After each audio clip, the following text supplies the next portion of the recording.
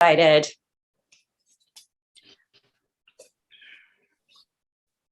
All right, I see our participants are joining us. That's great.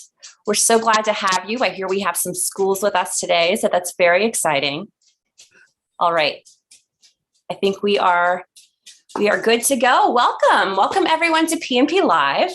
My name is Brandy and I'm a bookseller in the Children and Teens Department at Politics and Prose. Thanks for tuning in to our virtual event where we continue to bring authors and new books directly to you. Just a quick note that closed captioning is available for today's program. If you are interested in that, you need to click the live transcript button at the bottom of your screen and select Enable Transcript. Today, we welcome author Deborah Hopkinson and illustrator Hadley Hooper to discuss their new picture book, Story of a Story.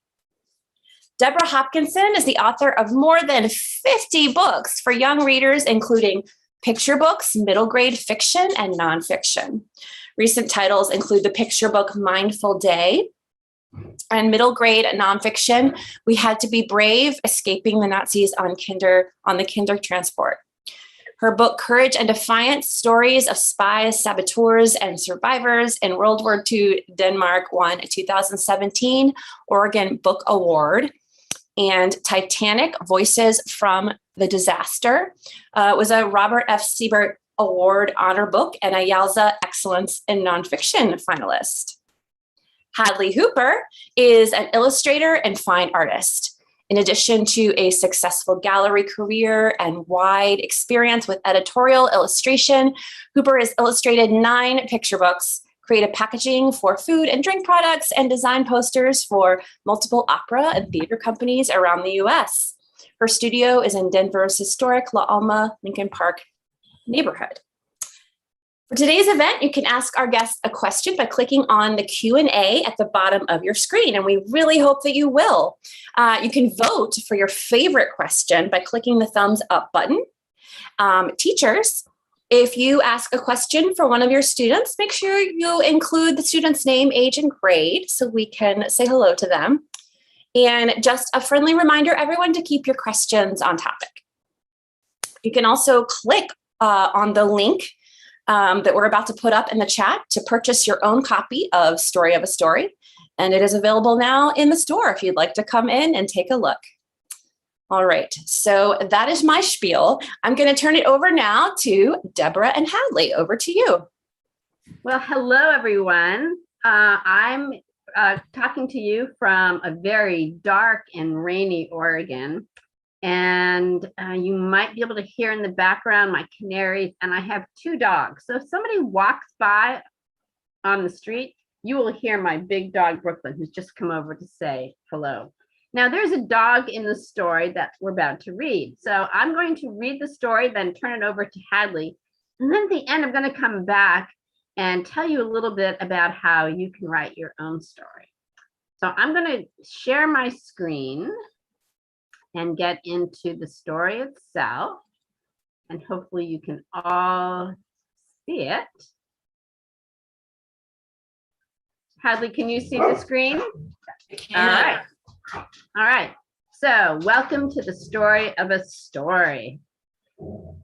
Now, I love to write, and I love to write from the time I was little. But writing is sometimes hard, just like playing sports or playing a musical instrument, learning a new language. There's lots of things that are hard. And one day I decided to write about what it was like to actually write a story. I have some very noisy participants right here. All right, so now, okay, hold on a second. There we go. Now, I also live with a cat. This is where I'm talking to you from. This is my cat, Beatrix. And that computer and that chair is the chair I'm sitting on. And that computer is the one that I write my stories on. She likes to sit on top of my desk when I'm trying to do research. And there's my little dog, Rue, who's a little bit like the dog in the story. And when I do lots of research, I use a lot of books, and Ruth sits right beside me and helps me. Sometimes the two of them help me together. And certainly a dog is helping the boy in this story, but they get a little tired sometimes. So this is the story of a story. There's a dog. It looks a little bit like Rue, don't you think? It starts out on a very snowy day. You arrive with a pencil or two, a big eraser, your favorite pencil sharpener, and a snack, a healthy one. And of course, you bring your eyes and ears, nose and fingers. You bring your mind and heart, your endless curiosity, and a deep longing to create, to write, to say something about the world, to tell a story. You bring all the invisible things that make you, you. And of course, you bring your dog if you have one, or a cat, or maybe even you have a fish on your desk. For a long time, nothing much happens, except for some apple chewing and 2 broken pencils. And after a while, there's a mostly empty page, then another, and still another. There are squiggles, there are doodles, but the words won't come. It's hard sometimes not to give up and walk away. I love this picture. That is exactly the way most of my stories look like, just crumpled up pieces of paper sometimes. It's easier and usually more fun just to savor and enjoy all the deliciously splendid tales other writers have told. Sometimes I think reading is a lot more fun than writing, but still, other people's stories aren't exactly yours, right? So it's still here, an empty page, waiting, still calling to you. So you make up your mind to try again. Maybe a cookie will help. I think cookies help a lot of things, don't you? You eat it at the window, nibbling like a tiny bird to make it last. Have you ever eaten a cookie that way? I have. And guess what? That's when you notice the chickadee. Look at this lovely chickadee. I love chickadees. They're my favorite birds. He's been there all along, but now you pay attention. You watch him visit the winter feeder, plucking one single tiny black seed at a time. You see how he swoops away from the crowd to eat in safety and peace on a nearby branch. This is how he makes a meal, just one seed and then another. And if you've ever watched a chickadee, that's how they like to do it. They go back and forth, one seed and then another. It's hard work. It takes so much energy, concentration, commitment, but he's determined. He doesn't give up. He comes back again and again, just one seed and then another. And then you look over at the empty page, your page. You go back, pick up your pencil, and begin. Just one word and then another. So now I'm going to come back to this page, but in the meantime, we're going to hear from. Oh, I guess that's my turn. From Hadley, who got these words and then stop this part. Here you go, Hadley. All right, thank you. Let's see. Let me share my screen with you. Share. There we go. So I am coming to you from Denver, Colorado. This is my studio. I took this picture on an uncharacteristically rainy day. This is mine over there on the right, 2 windows and a door in between. And this is where I am coming to you. I'm sitting behind this computer. There's my work bench right there. Lights, art on the right, books. And if I peek out from behind my computer, this is what I'm looking at. The windows, the door, my workbench on the left. And then because I work oftentimes small for books, I like to paint, and I typically paint bigger. Let's see. And this is looking down on my workbench. This is where I did all the painting and printmaking and inking for this book. I love working on creative books about creative people, and I've been lucky enough to do 2. One was about Matisse as a little boy, who was a painter born in 1869 in France. And his mom was very supportive of his interest in paint and supported him so that he could go on to be an amazing painter of color and shape and form.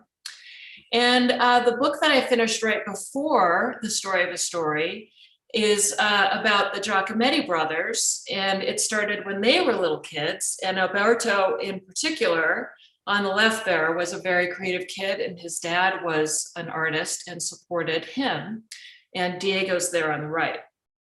So when I got this manuscript from Deborah, I was really excited about it because even though it wasn't about a specific person, it was about the act of creating or beginning, and that white page that as an artist and a writer, we all have to encounter. So when I start a story, when I start a book, I always do a lot of silly, quick drawings. These are called thumbnails. And these are really just so I can start seeing kind of maybe patterns emerge, get the scale of things, really thinking of things as shape and form before I get too specific or too married to one idea. So above you can see that that's where the text is for this particular page, and then these are my different ideas. So a spread is what it just sounds like, page on the left, page on the right. So when your book is open, that's called a spread. So I typically like to see what it looks like, when the book is open, rather than just working from page to page. And page turns, or if you think about, what's a cliffhanger? What makes you want to turn that page to see what happens next? So all of those things I'm thinking about when I'm starting to draw. This one, it's when he notices the chickadee. So I've circled the one that I thought this has some merit. And so what I would do now is start drawing and fleshing this out, deciding what the character is starting to look like. And I would be sending things back and forth to my art director, who is Jennifer Brown, and the editor, who is Neil Porter for this book. And we would just start a dialogue about what about this? What about this? And so I would be sending them different ideas, maybe some techniques. Deborah, I'm sorry, we had a cat, and then the cat went away. So, and then so once I get kind of approval, everyone agrees that yes, the drawings look great. Let's go to final. Then that's when I get the watercolor, printmaking, my paint. On the right here, you can see that I work on a light box, so I can put a drawing on top of the light box and then put a piece of paper over that. And that way I can sort of refine my drawing, do some watercoloring, then everything gets scanned into my computer and I assembled, and then we have the final art here. So that's really all I have to share. Oh no, I do have a few more, sorry. The one thing that I thought immediately when I read the book was this was winter, and I think it was just because winter to me is more of a solitary time, and the beginning of creative activities is often solitary. And I've view that as a very positive thing. Also, I wanted a lot of negative space to sort of reflect the blank page, the start of the activity. And of course, I have to include my friend, who's my studio companion. This is Augie, and he was my model. He's particularly a good model when he's asleep. And this is him waking up, doing his downward dog, upward dog, and then checking on the progress. I did, of course, a lot of drawings of birds, and just so wonderful to do that research and see how they fly. And so that's why I included sort of, you know, almost an animation of the bird getting a seed. So that is it from me, and I hope you guys will tackle that white page, and hope this book is encouraging you to do that. Deborah, I think I'm going to send this back to you now and stop sharing. Yes, and Okay. I'm going to share the last page. But before I do that, since we are talking about our dogs, little Rue is right here. So I'm going to pick her up, and especially in the classrooms, you might be able to see her.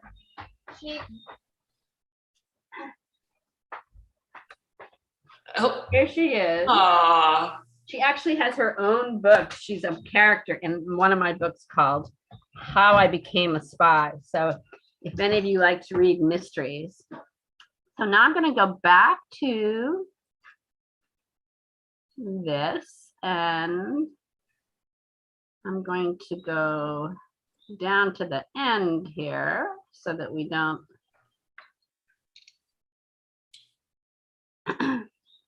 All right.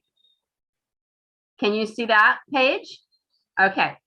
So this is the last page of the book. And for everybody who's here today, Politics and Prose, thanks to them and to Holiday House, is going to send you this page. So to help you, if you decide to write your own story, it doesn't have to be about a chickadee. It could be anything that you want, something that happened to you, or maybe a bird you see outside your window. When I go to schools, we often write together, and I like to just remind myself all the time when I'm starting a story that stories have a beginning, a middle, and an end. And when I'm writing with young people in schools, I often give them prompts or ideas, which you don't have to follow them. But for a story about a chickadee, the beginning would be ideas for showing what the chickadee wants to do. So you could start out saying, one cold day, a hungry chickadee flew to the feeder, but, or the chickadee loves sunflower seeds, but whenever. Or you can even have the chickadee say something like, may I have a turn? Asked the chickadee, the bigger birds. And then that gives you ideas for something that you might want to write. The middle is usually showing how something is a little bit hard. For instance, in this story, the middle is how the boy has a hard time writing that story. So the middle for a story about a chickadee might be ideas for showing how the chickadee struggles. For instance, the feeder was so crowded, the chickadee tried and tried. Or I like this one, move out of my way, the blue jay said. And then the end could be ideas for showing how the chickadee finds a way. Just like in our story, the writer finds a way to begin. Could be suddenly the chickadee had an idea, or just when he was about to give up, the chickadee, suddenly a friendly robin swooped down and said, now the important thing for these things, they're just ideas. The most important thing is that your story is yours. And I hope that you will continue to practice writing, just like the person in this story practices and practices, because that's what writing and art or anything like sports is all about. So there's little Rue looking at the beautiful end papers with Hadley's dog there, now that we know that this is based on a real dog. And here is a chickadee in the winter. So thank you and keep writing. And now Brandy is going to lead us through some questions, I think, or tell us if we have any questions. Yes. Well, so everyone in our audience, this is your opportunity to ask some questions of our author and illustrator. So please do submit those questions. In the meantime, I have some questions. So, first of all, I just want to say how much I loved this book. And as someone who writes from time to time myself, I found it to be wonderful advice. In fact, the other night I was doing some writing and I was a little stuck, and I thought of your book, and I tried one of your tips, which is I went into the kitchen and I ate a cookie. In fact, I ate several cookies, and you know what? It was that little break was all that it took. So, so great ideas. Let's see. So I wonder, we were chatting before the a little bit before the program started, and I know the two of you, this is one of the first times that you've sort of had a chance to talk face to face. Tell me a little bit about what that process is like. As an author and illustrator working together to make a book, especially when you are in different time zones? Well, I know for me as the author, not always, but in this case, the words came first. And our amazing editor, Neil Porter, liked the story right away as soon as he read it. And then he thought of Hadley as the perfect illustrator. Mm-hmm. So I actually didn't then see anything until they shared some sketches much later on. Yeah, I think people don't realize that I never did either, that the illustrator and writers often kept separate. So yeah, I don't think, in fact, it was just maybe a couple of weeks ago that Deborah and I first spoke. So and this was maybe 2 years in the making. I know this, I finished the artwork about just about a year ago. So books take a long time from beginning to end, for sure. Yes. Wow. You just anticipated one of our questions. Krish, who is in the second grade, had asked about how long it had taken from start to finish. So was it 2 years? Is that about the process? It can be 2 years. It can be longer. And I usually, for me, if I'm writing a short book, sometimes I do lots of revisions and it can take almost a whole school year. A longer book could take a whole year. This is one of the few books that I've ever written that I sat down and pretty much wrote the story from start to finish with just a few changes. That hardly ever happens. But I think I was probably thinking about it for a long time. And I know, Hadley, probably it takes you many months to do all the artwork.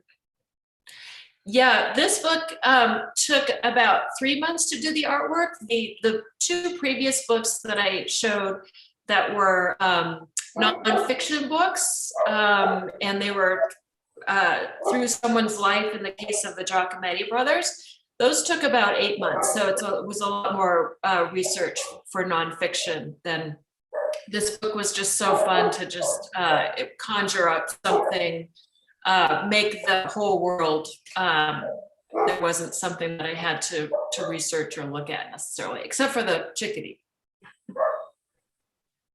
Wonderful. This is a question from the Dolphins from DC. They have a student who wonders, where did you get the idea for the story? Well, that's a good question. From my window, and I should have taken a picture of it, we have bird feeders in the wintertime. And I have always been fascinated by looking at the way chickadees feed from a feeder. And so I think that was the idea, because when I'm stuck on a story, I look up right outside my window and I often see a bird. So that's where the story idea came from. And I really encourage everyone to look around or look up when you're struggling with something, whether you're trying to, you're having a hard time reading or trying to write something. Just take a minute, take a deep breath, and just pause and look around you and then come back. Excellent. It reminds me of one of my favorite grown-up books about writing, Bird by Bird by Anne Lamott. So I loved that was your choice. Let's see, what else? We have so many good questions. This is from a second grade class in DC, and I guess this is for Hadley. How do all the layers of the pictures go together? Well, I scan all my different parts into a program in the computer called Photoshop. And so some of these images will have like up to 80 layers. So maybe an eyeball is a layer or something like that. So that's why I can put a texture on, and then I can put a watercolor texture over that, and then the line over that. So a lot of layers. But when I do my own paintings, I have layers too. So I just like to really create a lot of depth with my artwork. Wonderful. And we see everyone, this beautiful painting behind Hadley is one of her own as well. It's great to be able to see the other artwork that you make. Gorgeous. Let's see. So we have Margot, who's in the second grade, who is wants to know if you've ever written or illustrated graphic novels. I have not. Have you, Hadley? I have not. I would love to write. And I have tried, and I will continue to try, but I haven't yet.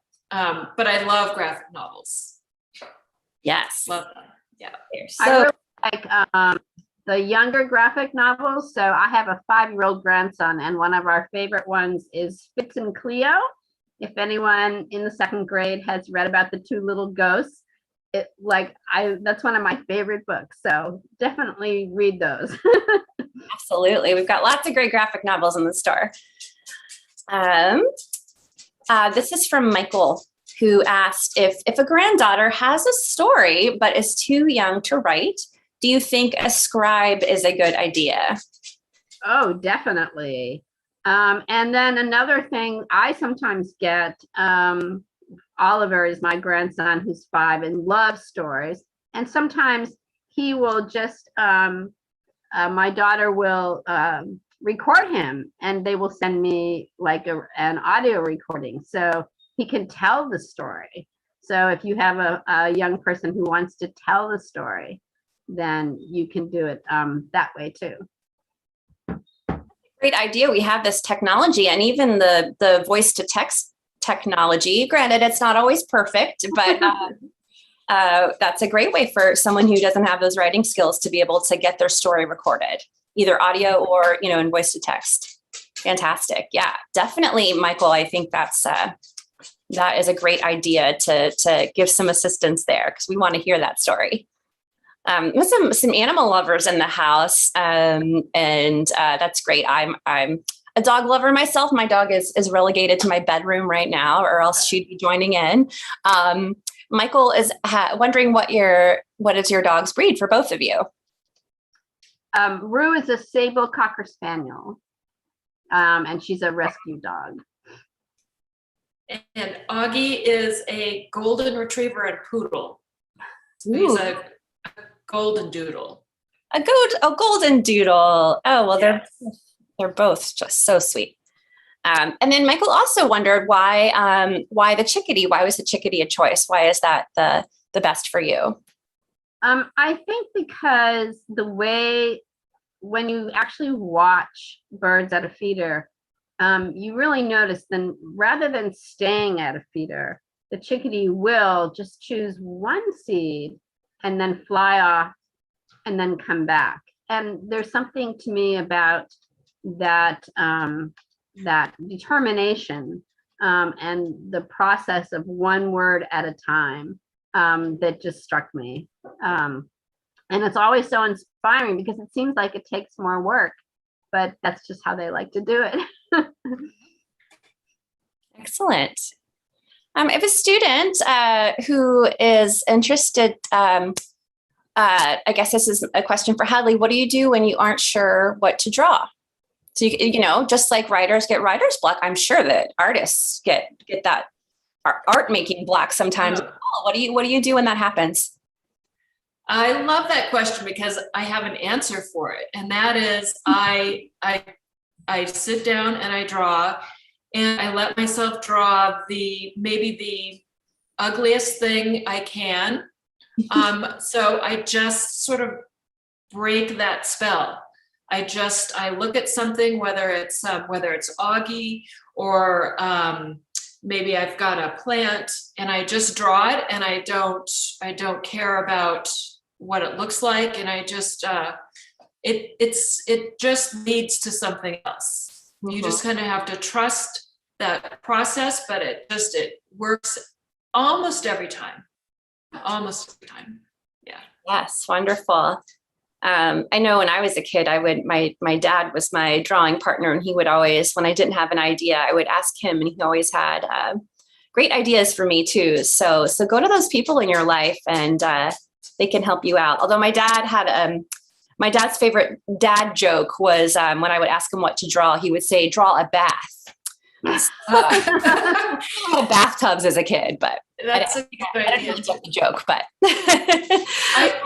I think too, for me, even in my own paintings, I use a lot of text. So I like poetry. I like prose. I like reading, and often that can spark an idea for a drawing. But yeah, just put something on that white piece of paper, just a squiggle, and something will come of it. great. Oh, this is such great advice. Sasha also wondered, you kind of alluded to this in your response. How do your dogs help you work? It seems like Hadley, your dog helps give you drawing inspiration sometimes. Yeah, he's a good distraction too, because he'll make you get up and go out for a walk and Yes. kind of change your perspective if you're stuck. So that's a nice partner to have in the studio. Absolutely. Deborah, what do you think?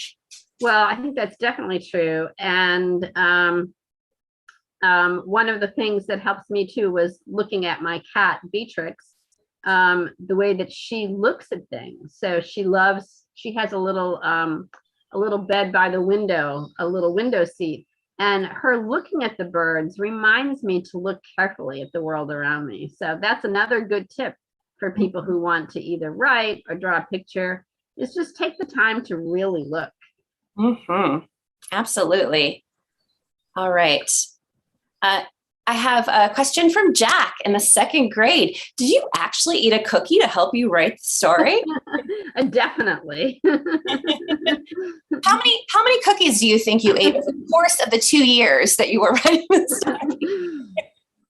I try not to eat too many. So, and you get a healthy snack too. So that's right. And one of the things I like to do, again, as Hadley said, is to take a little break. I especially because I've been at home and not traveling as much because of coronavirus. I do have a yard, so I will go and look in the yard, and maybe I do a little bit of weeding in between. And when I'm really stuck, I will take a shower. So your dad was right, Brandy. Because sometimes when you're thinking about something, even though you might be not realizing it, it's kind of working in your brain. And sometimes stopping to think about it, the answer appears. So you can carry around a story or an idea, and then it's kind of like it's processing. I love it. Question from Julie. She mentioned that she thought it was so interesting that Hadley proposed different illustration approaches for each page. And she wondered how much art direction is given up front versus letting the artist have more creative exploration on how to bring the words to life. Sometimes I think, Deborah, you had a few sort of clues for the artist in your text. And it's just maybe, and I can't remember, I just looked when we were looking through that again, I just saw maybe like the character looks out the window or something. But for the most part, I'll get the text and not get any art direction at all. I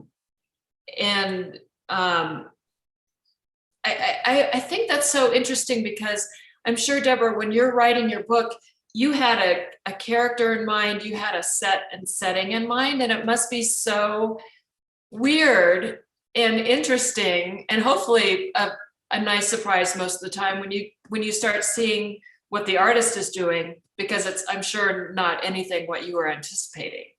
So the short answer is I don't get any art direction. So it's all me from the beginning, and then as I go along, then there's more dialogue between myself and the publisher and the art director. And I very rarely put anything in. I think this is the first story that I ever added a little line. So it is always a surprise. And it's especially a surprise if I don't see sketches. Sometimes I will see sketches and maybe the editor, not Hadley, but the editor will send them to me and say, do you have any thoughts? And maybe I'll have a thought or two. Most of the time I don't. But if I don't see sketches, it's like a puppy being born, and it comes out and all of a sudden there it is. Did you see sketches? I did see sketches. Oh, you did? Okay. Yeah. So it wasn't a surprise puppy. No. In my mind, it was a girl writing. So that was a surprise. And yeah, so, but I think my goal, I think, for all books is that everybody should be able to see themselves in story. So I hope that in this story, all you kids who are listening will just make it your own and tell your own stories. Very important. We have time for some more questions. So if any of you out there have questions, now is your chance to submit them. I'm going to ask one of my favorite questions. I'm always curious to know what children's books you enjoyed in your childhood. What were some of your favorites that maybe inspired you to go into this career yourselves? Hadley? Well, I loved all the Beatrix Potter books. Love those. And then, well, he's back in the news, but Clifford the Big Red Dog was a favorite of mine. I actually wrote a picture book about Beatrix Potter called Beatrix Potter and the Unfortunate Tale of a Borrowed Guinea Pig. And one of my favorite books, I can see it here because I still have the copy that my grandmother gave me when I was little, Make Way for Ducklings. Classic. What advice do you have for kids watching who may want to grow up and write books, children's books? What kind of things should they be doing to get on that path? Well, I always tell kids, readers make writers. Mm-hmm. And so the most important thing you can do is keep reading, and reading not just things that you love, but maybe things that you don't think you might like. So I'm always trying to find new things to do. And when you do something new, you stretch your muscles, whether it's a different sport or a different kind of book. And you might be surprised at what you find. So it's almost like trying a new food. You might think, oh, I really, really hate Brussels sprouts. And then one day you go, oh, they're not so bad. And they're really not if you cook them. If you cook them right. Right. I love some Brussels sprouts. Yeah. Didn't figure that out till I was in my 20s. So you just never know. Great. Sage is wondering, Deborah, what you mentioned that you had been picturing a girl. Is there anything else that surprised you about the illustrations? What I really, really love is the dog, because I write with a dog, and Hadley didn't maybe know that I wrote with the dog. So that was kind of like, oh, somehow she knew that. So that was like a wonderful, and you may not be able to see it so well, but the end papers are this gorgeous kind of orange, and of course there's Augie in them. But when you get a book, even if you see sketches, you don't usually see this part of the book called the end papers until the books arrive. So that beautiful color and these pictures was an extra special surprise. How I'm wonderful. sorry the cat didn't make the cut. Well, I have a picture that I put on Instagram of my cat Beatrix looking at this book, because sometimes she sits on my computer because it's nice and warm, but there's cat videos where she gets to look at birds coming and going, and she can only go into our yard with a leash and a harness. She's not allowed free because we care about our songbirds, but she likes to look at this book because it has a bird in it. Do either of you have a favorite page or a favorite spread that in the book? I certainly do. Because I am, as I said, I'm a tutu, a grandmother. And when I first started writing, there weren't computers. So we had typewriters. And if you made a mistake on a typewriter, you usually picked up the pages and crumpled them up. And so this is exactly what, when I was in college, when I would try to write a paper, this is exactly what my world would look like. Lots and lots of crumpled up pages. And some people still like to write, even though we do have computers. Artists and some writers still like to write with pencil and paper, and you might be one of them. So this could be you today. Yeah, that's one of my favorite spreads too. And then this one I'd forgotten until we were just looking at it, until you were reading the book to us, which was so great to be read to. When he's thinking about other people's stories, it's this spread. It's this guy right here. Whoops, there you go. He's looking at a folded origami bird. So that is, I'd forgotten that was in there. It was kind of a fun thing. And then we see the bird in pages later. So that was, I hadn't remembered that until you just showed me some things. A little Easter egg moment. A little Easter egg for me too. Yeah. So are there any projects that you have in the work that you're allowed to tell us about that we can get excited about? Well, Hadley, why don't you go first? I'm going to go and pick up a couple of books and show people. Oh, so I have a book starting that's another nonfiction book about a creative woman with Neil Porter and Jennifer Brown, again, the same publishers of this book, and it's about Georgia O'Keeffe. So I'm looking forward to diving into her life and her work, and so that won't be out for a couple of years. It'll be a couple of years. Is that a children's book as well, or it'll be a children's picture book? Yeah.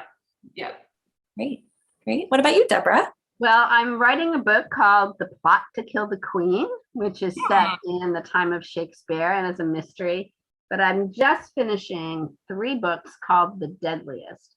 And the first one is The Deadliest Diseases Then and Now. And in the wintertime, the deadliest hurricanes will come out, and then fires. And the other 2 books I wrote this last year have been really fun. They're little golden books, which were books that I started out with. And one of them is Betty White, who also is a dog lover. And the other one is Dolly Parton. And just like the story of a story, Dolly Parton is a storyteller.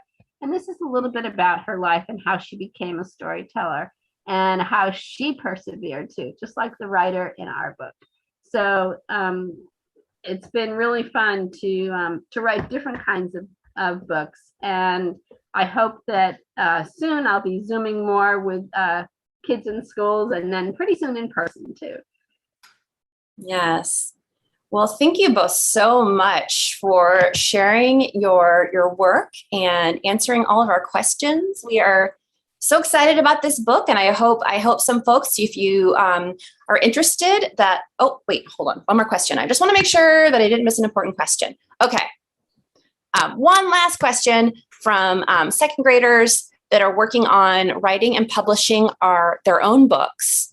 I'm sorry, this isn't a question, actually. They just want you to know that they are so thankful for you for offering a view into your world and for the inspiration. So how perfectly on topic for them. Oh, that's great. Thank you. Yes. Yes. So as I was saying, you can still click on the link in the chat to purchase your own copy of Story of a Story. And we also have it in our store available for purchase. So come on by and visit us. Thank you so much, Deborah and Hadley, for joining us today. It's been an absolute delight. You can learn about other upcoming events in the Children and Teens Department on our website, which is politics-prose.com. If you click on the Children and Teens tab and then click on events, you'll find a calendar of all of our upcoming events where we have a very packed schedule for the next 2 months. And you can also view many of our past events on our YouTube channel. So everyone, thanks for joining us. I hope you are leaving this program as inspired as I am. So get out there and write and draw and tell your stories. Thanks.